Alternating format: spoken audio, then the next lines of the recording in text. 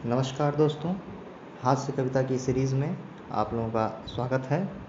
सबसे पहले मैं उन भाइयों बहनों और दोस्तों का सहृदय आभार प्रकट करता हूँ जिन्होंने हमारी कविता को लाइक किया, कमेंट किया, मुझे सजेशन भी दिया। भाई राम समूह गौतम ने भी मुझे सजेशन दिया कि आप सेकेंड बैच के भी कुछ लोगों का नाम लें, तो बिल्कुल समूह जी, मैं इस पर भी ध्यान दूंगा। लेकिन ये कविताएं जो मैंने मतलब रचित की हैं, जो आपके सामने मैं अपलोड कर रहा हूँ, ये सारी कविताएं उस समय की हैं जब मैं फर्स्ट बैच में ट्रेनिंग कर रहा था। उस समय सेकेंड बैच से मतलब कोई संपर्क था नहीं, और बाद में मैंने रचनाएं बंद भी कर दी थी। लेकिन फिर भी मुझे जो कुछ भी याद है, जो मेरी मेमोरी में है, और उसके हिसाब से मैं आगे जो है कुछ कविताओं को रचित करूँगा। और उसमें हमारे ट्रेन का सफ़र भी होगा, जो हम लोगों ने ट्रेन में कुछ वक्त साथ बिताया था वो भी होगा। और बाकी जो चीज़ भी मेरे दिमाग में आएंगी, जैसे जैसे आएंगी, तो मैं उसको जो है सम्मिलित करूँगा और कविताएं बनाऊँगा। आप सभी से निवेदन है कि आप जो है ज़्यादा से ज़्यादा लाइक करें, कमेंट करें, ताकि आप लोगों का नाम भी मेरे ध्यान में रहे और मैं सभी नामों से जुड़ी हुई कविताओं को बना सकूं। वैसे मैं सभी का बहुत बहुत आभार प्रकट करता हूं कि सभी ने मुझे मतलब इतना प्यार दिया।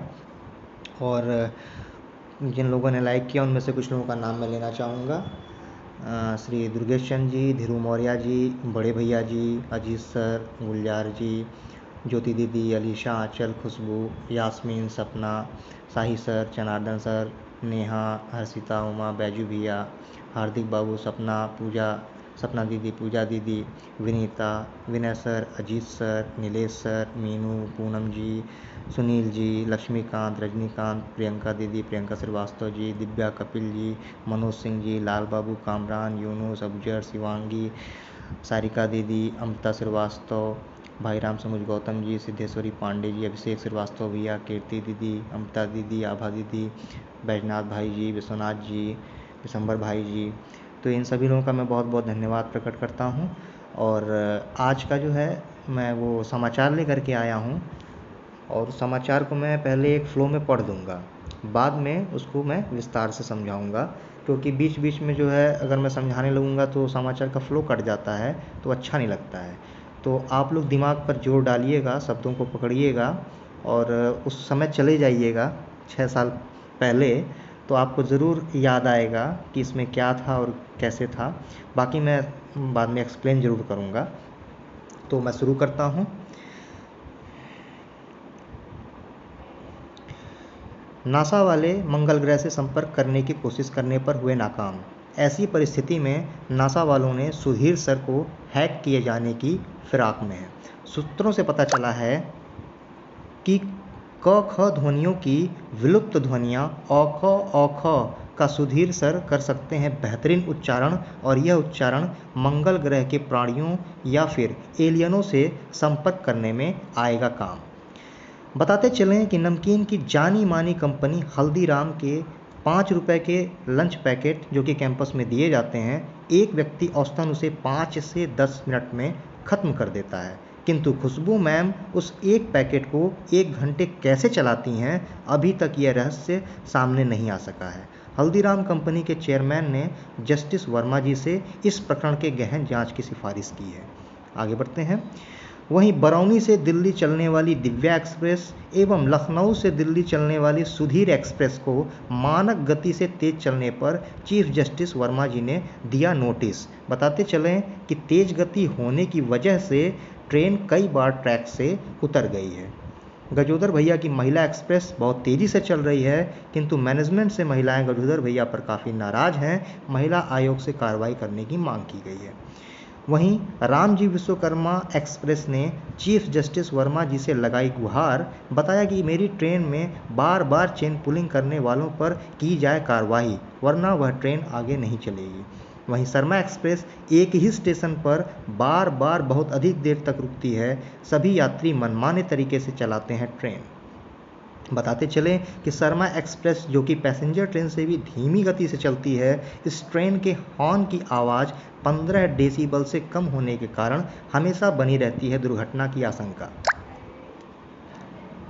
दिव्या के बहुत ही लचीले तरीके से हाथ घुमाए जाने पर योग गुरु बाबा रामदेव ने जताई आपत्ति, कहा ऐसे लचीले हाथ सिर्फ हमारे ही घूम सकते हैं। चीफ जस्टिस ने सत्रीय कार्य व एमओटीएम एवं लेसन प्लान का फरमान जारी कर दिया है, जिसकी वजह से मेरी रचना रूठकर भाग गई है। बोलती है कि आपके पास मेरे लिए समय नहीं है। वही सभी लोग पेड़ के नीचे, झाड़ के पीछे लेसन प्लान और एमओटीएम लिखते हुए पाए जा रहे हैं। बताते चलें कि अमरनाथ में बादल फट गया है और कैंपस में भी अधिकारी के फाट पड़ने की उम्मीद है, इसलिए चारों तरफ भय व दहशत का माहौल बना हुआ है।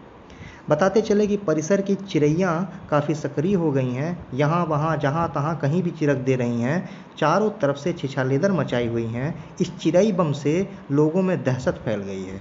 सूत्रों के माध्यम से पता चला है कि मिड डे मील में दूध दिए जाने की वजह से चिड़ैयों का पेट खराब हो रखा है और वह सारा गुस्सा कैंपस पर निकाल रही हैं। हाल ही में दिव्या मैम व विभा मैम चिड़ई बम की शिकार हो चुकी हैं। वहीं 23 जुलाई को फोफो दिवस के रूप में मनाया गया है। प्रशिक्षु गजोधर भैया ने नागिन ताली व कोयला ताली बजाई है। आगे गजोधर भैया बैसाख नंदन ताली व ग्राम सिंह ताली पर भी कर रहे हैं शोध। गजोधर भैया से गुजारिश है कि चिरई ताली पर भी शोध करें। वहीं योग दिवस के दिन योग गुरु लाल बाबू ने अनुलोम विलोम के बारे में बताया। विशेषज्ञों ने बताया है कि जुखाम की स्थिति में अनुलोम विलोम ना करें, वरना नाक से फूटने वाले गुब्बारे घातक जानलेवा साबित हो सकते हैं और अनुलोम विलोम छोटे बच्चों के साथ तो बिल्कुल ना करें, इसकी सख्त हिदायत दी जाती है।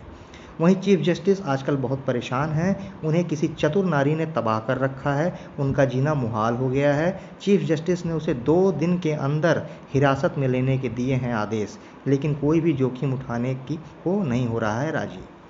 समाचार के अंत में बताते चलें कि दिव्या एवं आभा मैम ने थाने में दर्ज कराई है रिपोर्ट। उन्होंने बताया है कि कोई बैसाख नंदन कर रहा है उन्हें परेशान। अब तक पता नहीं चल पाया है कि यह बैसाख नंदन कौन है। पुलिस ने बैसाख नंदन को पकड़वाने के लिए रखे 50,000 के इनाम।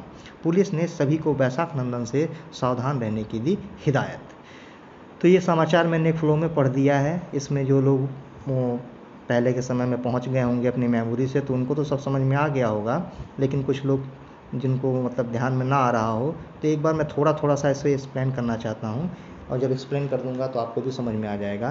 पहला पैराग्राफ था नासा वाला। इसमें ऐसा हुआ था कि सुधीर जी क और ख ध्वनियों को औख करके पढ़ा रहे थे। उन्होंने बताया था कि क के नीचे हलंत और ख के नीचे हलंत लगता है, और उनका प्रोनाउंसिएशन, उनका उच्चारण इतना बढ़िया था। उसी पर मैंने बताया था कि नासा वाले उनको हैक करने वाले हैं, ताकि उनके उच्चारण से ही मंगल ग्रह के वासियों से और एलियनों से संपर्क साधा जा सके। तो वही मैंने लिखा था कि नासा वाले मंगल ग्रह से संपर्क करने की कोशिश पर हुए नाकाम। ऐसी परिस्थिति में नासा वालों ने सुधीर सर को हैक किए जाने की फिराक में है। सूत्रों से पता चला है कि क ख ध्वनियों की विलुप्त ध्वनियाँ औख का सुधीर सर कर सकते हैं बेहतरीन उच्चारण, और यह उच्चारण मंगल ग्रह के प्राणियों या फिर एलियनों से संपर्क में करने में काम आ सकता है। उसके बाद का पैरा था कि बताते चलें कि नमकीन की जाने मानी कंपनी हल्दीराम के 5 रुपये के पैकेट कैंपस में दिए जाते हैं। एक व्यक्ति औसतन उसे 5 से 10 मिनट में ख़त्म कर देता है, किंतु खुशबू मैम उसे एक पैकेट को 1 घंटे कैसे चलाती हैं, अभी तक यह रहस्य सामने नहीं आ सका है। हल्दीराम के कंपनी के चेयरमैन ने जस्टिस श्री वर्मा जी से इस प्रकरण की गहन जाँच करने की सिफारिश की है। मामला ये था कि उस समय लंच का एक पैकेट मिलता था, हल्दीराम की नमकीन होती थी, और वो छोटे पैकेट को हम लोग जो है मुश्किल से 5 से 10 मिनट में खा जाते थे। लेकिन खुशबू मैम घंटों बीत जाने के बाद भी उनके हाथ में वो पैकेट रहता था और मुंह उनका चलता रहता था। तो उसी पर मैंने ये लिखा था कि आखिर रीज़न क्या है, कैसे उनके पैकेट 1 घंटे से ज़्यादा चल जाते हैं। अगला था पैराग्राफ कि वही बरौनी से दिल्ली चलने वाली दिव्या एक्सप्रेस एवं लखनऊ से दिल्ली चलने वाली सुधीर एक्सप्रेस को मानक गति से तेज चलने पर चीफ जस्टिस वर्मा जी ने दिया नोटिस। बताते चले कि तेज गति होने की वजह से ट्रेन कई बार ट्रैक से उतर गई है। दिव्या जी को और सुधीर जी को स्टेज पर बुलाया गया था पढ़ाने के लिए, आप लोगों को याद होगा, और इन लोगों के पढ़ाने का तरीका तो बहुत अच्छा था, लेकिन स्पीड इतनी ज़्यादा थी, तो उसी पर लोगों ने आपत्ति किया था कि पढ़ाने की स्पीड आप लोग थोड़ी सी स्लो करें। स्पीड बहुत ज़्यादा हो जाने की वजह से आप लोग कहाँ चले जाते हैं, कब ट्रैक से उतर जाते हैं, पता भी नहीं चलता है। तो इसी चीज़ को मैंने नोटिस किया था और फिर उसे न्यूज़ में लाया था। ये सुधीर जी और दिव्या जी दोनों का यही हाल था। खैर उन्होंने भी सुधार किया और आगे बढ़ते हैं। गजोदर भैया की महिला एक्सप्रेस बहुत तेज़ी से चल रही है, किंतु मैनेजमेंट ने गजोदर भैया पर काफ़ी नाराज़ हैं, महिला आयोग से कार्रवाई करने की मांग की है। गजोदर भैया की महिला एक्सप्रेस चल रही थी, लेकिन उनसे जो है ममता मैम और प्रियंका मैम किस बात पर नाराज़ हुई थी, आप ही लोग जो है दिमाग पर जोर डालिएगा। अगला था, वही रामजी विश्वकर्मा एक्सप्रेस ने चीफ जस्टिस वर्मा जी से लगाई गुहार कि मेरी ट्रेन में बार बार चेन पुलिंग करने वालों पर की जाए कार्रवाई, वरना ट्रेन नहीं चलेगी। तो मैं बताऊं, रामजी विश्वकर्मा की बड़ी अच्छी आदत, बहुत अच्छा पढ़ाते थे वो, स्टेज पर खड़े होते थे, लेकिन उनकी एक आदत थी कि अगर उनके पढ़ाने में किसी ने बीच में टोका तो फिर वो पलट करके आपकी तरफ देखेंगे, 2 मिनट एकदम मौन घूरते हुए और चुप हो जाएंगे। आप भी चुप, वो भी चुप। फिर उनसे गुजारिश करना पड़ता था, अरे सर आगे बढ़िए। तो अगर मैं वीडियो बना सकता तो मैं अपना मतलब इम्प्रेशन आपको दिखाता तो शायद क्लियर होता। वो कभी भी मतलब कुछ भी बीच में पूछ लेने पर या छेड़ देने पर वो रुक जाते थे। तो वही उन्होंने कहा वर्मा जी से कि सर देखिए, हम जब पढ़ावें तो आप लोग सब लोग को बोल दीजिए कि मेरे बीच में कोई बोले ना, पहले ध्यान से सुने और समझें फिर बोलें। तो वही मैंने लिखा था कि बार बार चेन पुलिंग करने की वजह से वो काफ़ी परेशान हो रहे थे, तो कह रहे थे कि मेरी ट्रेन नहीं चलेगी।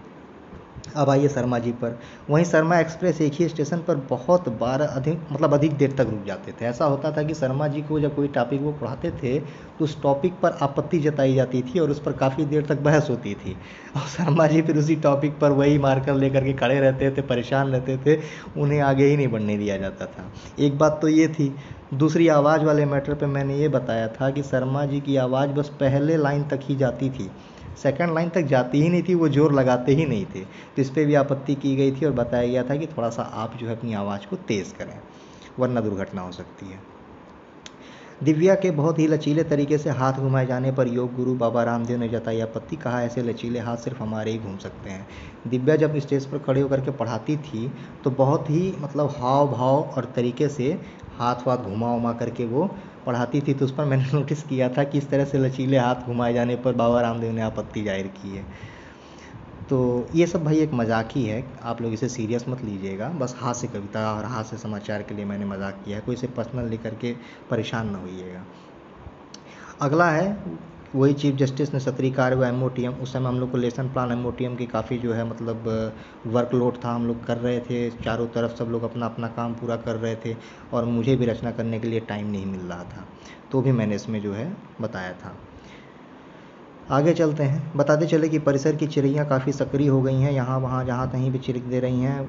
ये मैंने पैराग्राफ लिखा था कि उस वक्त जो है परिसर में देखा जा रहा था कि जो चिड़िया थीं वो पेड़ों पर बैठ रही थीं, और जब भी कोई बाहर निकलता था किसी भी काम से या कैसे भी आना जाना या जिस भी तरीके से, तो वो एकदम आतंक मचा हुआ था, कभी किसी के शर्ट पे, कभी किसी के सर पे, कभी किसी के कपड़े पर, कभी कहीं, कभी किसी की गाड़ी पर, वो पूरा एकदम आतंक मचा हुआ था। तो उसी को मैंने इसमें नोटिस किया था। इसमें कुछ लोग शिकार भी हुए थे, उनके कपड़े ख़राब हो गए थे। आगे मैंने कहा था कि वहीं 23 जुलाई को फोफो दिवस के रूप में मनाया गया। प्रशिक्षु गजोदर भैया ने नागिन ताली कोयला ताली बजाई। गजोदर भैया यानी गजेंद्र भैया उस दिन प्रियंका मैम ने जब ताली बजाई थी, वर्षा ताली और कौन कौन सी तालियां, तो गजोदर भैया बहुत इम्प्रेस हुए थे, और फिर पता नहीं उनके रात भर में उन्होंने क्या सीखा और कैसे सीखा, और अगले दिन आ करके वो फोफो ताली बजाए थे, अगर आप लोग को याद होगा। तो अगर याद होगा तो ज़रूर कमेंट कीजिएगा, आप लोग बताइएगा। तो वो फोफो ताली बजाए थे, तो मैंने उसी पर लिखा था। और एक चीज़ और मैं आप लोगों से पूछना चाहता हूँ, वहीं गजोदर भैया ने एक बैसाख नंदन का भी जिक्र किया था। वो बैसाख नंदन क्या है जिससे सभी लोग परेशान थे, मैं बताऊँगा नहीं, आप लोग को याद हो तो ज़रूर बताइएगा कमेंट में कि बैसाख नंदन वाला क्या मैटर था। वहीं योग दिवस आ गया था, और योग दिवस के दिन जो है लाल बाबू ने बहुत ही अच्छी तरीके से सभी को मतलब स्टेज पर पूरा लेट करके मतलब मैट पर, और पूरा बताया था कैसे मतलब अनुलोम विलोम होते हैं और कैसे वो सूर्य नमस्कार किया जाता है। इस तरह से योग उन्होंने जो है उस दिन सिखाया था। लाल बाबू अच्छा योग जानते हैं, तो उन्हीं पर मैंने लिखा था कि योग दिवस के दिन योग गुरु लाल बाबू ने अनुलोम विलोम के बारे में बताया। तो फिर मैंने उसमें थोड़ा सा हाथ से जोड़ दिया कि भाई जुकाम के समय में जैसे छोटे छोटे बच्चे होते हैं, आपने देखा होगा कि जुकाम में रहता है और वो जब सांस लेते हैं तो एक बड़ा सा ऐसे गुब्बारा फूलता है और फिर वो फूट जाता है, फिर वो फूलता है और फिर वो फूट जाता है। तो मैंने उसी समय तो मैंने बताया था कि अगर किसी को जुकाम हुआ तो प्लीज़ आप अनुलोम विलोम ना करें, और छोटे बच्चे से तो बिल्कुल ना कराएं, वरना जो गुब्बारा फूटेगा तो उससे भाई आप लोगों को जो है खतरा जो है हो सकता है। उसके बाद चीफ जस्टिस वर्मा जी किसी से परेशान थे, उस समय का वाक़या था, मैं नाम नहीं लूँगा, आप लोग खुद ही थोड़ा सा दिमाग लगा लीजिएगा, याद आ जाएगा आप लोग को, उसके बारे में मैंने बताया था। और फिर मैंने बता रहा हूँ कि ये बैसाख नंदन से दिव्या और आभा मैम भी परेशान थी। अब आप सोचिए कि ये बैसाख नंदन है कौन, और अगर याद आएगा तो मुझे पर्सनली कमेंट करके बताइएगा। चलिए, बहुत बहुत धन्यवाद।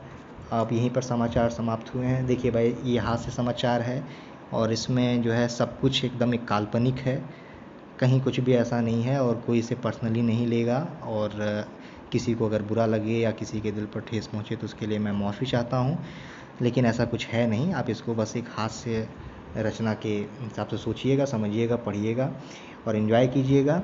और इसी तरह अगर आपका कमेंट मिलता रहा और आप लाइक करते रहे तो मैं आगे भी कविता पोस्ट करूँगा। तो मैं आप लोगों से इजाज़त चाहता हूँ। लाइक ज़रूर कीजिएगा और कमेंट भी ज़रूर कीजिएगा। बहुत बहुत धन्यवाद।